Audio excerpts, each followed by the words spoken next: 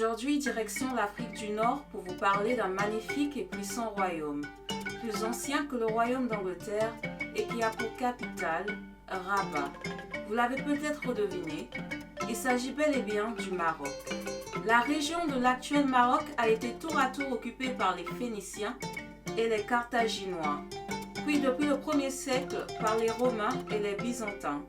Ce qui fait du Maroc l'un des plus vieux États au monde ayant par ailleurs subi plusieurs influences culturelles.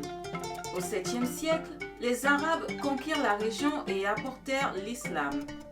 Le royaume du Maroc, à proprement parler, a été fondé au 8e siècle par Idriss ibn Ala al-Kamil, qui lors d'une fuite s'est réfugié dans la région.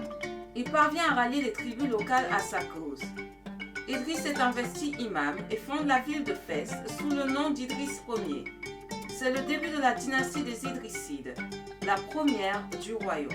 Le Maroc a dès lors connu une succession de dynasties musulmanes, dont les plus importantes furent les Almoravides qui régnèrent de 1096 à 1174 et les Saadiens qui régnèrent de 1548 à 1660.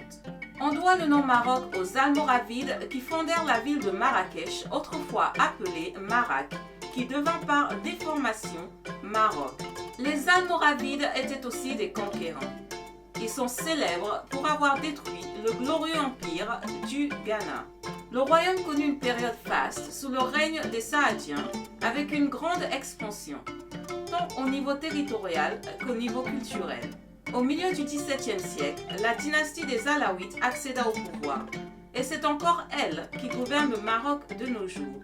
De tous les États musulmans actuels, le Maroc est l'un des très rares à avoir préservé son indépendance pendant plus d'un millénaire. Ce n'est qu'au XXe siècle que le pays a dû se soumettre à une puissance étrangère, la France. Le Maroc est aujourd'hui une monarchie prospère, Slama.